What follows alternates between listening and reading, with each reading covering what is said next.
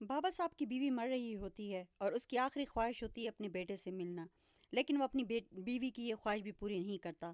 اس کو اتنی اکڑ ہے کہ وہ سمجھتا ہے کہ وہ اپنی دولت سے ہی اپنی بیوی کو بچا لے گا، اور وہ اپنی بیوی کی خواہش نہیں پوری کرتا اور وہ اپنے بیٹے کو ہاسپٹل نہیں بلاتا، جبکہ ڈاکٹرز اس کو کہہ چکے ہیں کہ تمہاری بیوی کی حالت بہت ہی سخت خراب ہے۔ تو وہ ڈاکٹرز کو کہتا ہے کہ وہ امریکہ، کینیڈا کہیں بھی لے جائے گا اپنی بیوی کو۔ ڈاکٹرز نے کہا ہے کہ اس کی حالت ایسی ہے کہ وہ سفر بھی نہیں کر سکتی، اور آپ کہیں بھی لے جائیں گے تو بھی اس مرض کا کہیں علاج نہیں ہے۔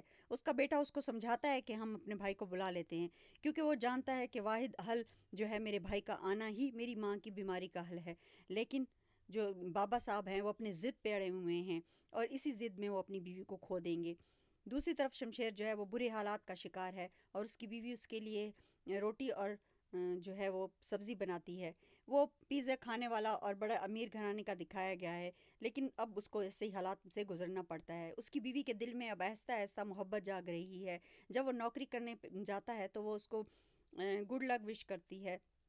اب دکھایا گیا ہے کہ مہک کے دل میں اس کی شمشیر کی محبت جاگنے لگی ہے۔ دوسری طرف مہک کی بہن کی شادی پر شمشیر کو اچانک فون آ جاتا ہے۔ مہک دیکھ رہی ہے کہ شمشیر پریشان ہے۔ شمشیر وہاں سے بھاگتا ہے اور ہاسپٹل پہنچتا ہے، لیکن وہاں پر ہاسپٹل میں اس کو اس کی ماں نہیں ملتی۔ وہ گھر جاتا ہے تو اسے پتہ چلتا ہے کہ اس کی ماں تو مر چکی ہے۔ اس کے اوپر پہاڑ ٹوٹ پڑتا ہے، جبکہ دوسری طرف بابا صاحب نے اپنے بیٹے کو منع کر دیا ہے کہ خبردار اگر تم نے شمشیر کو کچھ بتایا۔ لیکن بھائی اپنی محبت سے مجبور ہو کے اپنے بھائی کو بلا لیتا ہے۔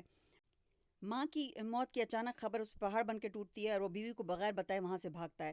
باپ کے پاس آتا ہے اور آ کے گلے لگتا ہے، دیکھتا ہے کہ ماں کی لاش سامنے پڑی ہوئی ہے، اور اس کا باپ جب وہ گلے لگتا ہے تو بجائے اس کے گلے لگنے کے اس کا باپ کہتا ہے کہ تم نے جس عورت کو چنا تم اس کے ساتھ رہو، میں یہ یاد رکھوں گا کہ میری بیوی تمہاری وجہ سے فوت ہوئی ہے، میں تمہیں اپنی بیوی کا مرا ہوا چہرہ نہیں دیکھنے دوں گا۔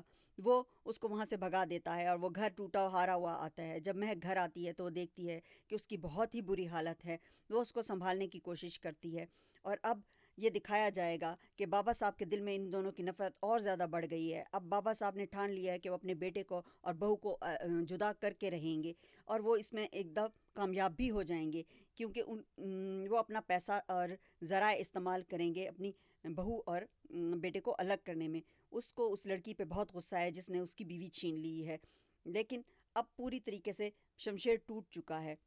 اب مہک اس کو سنبھالے گی اور مہک اور ان کے درمیان محبت بڑھ جائے گی۔ ناظرین، چینل کو لائک کریں، سبسکرائب کریں۔ Thank you for watching.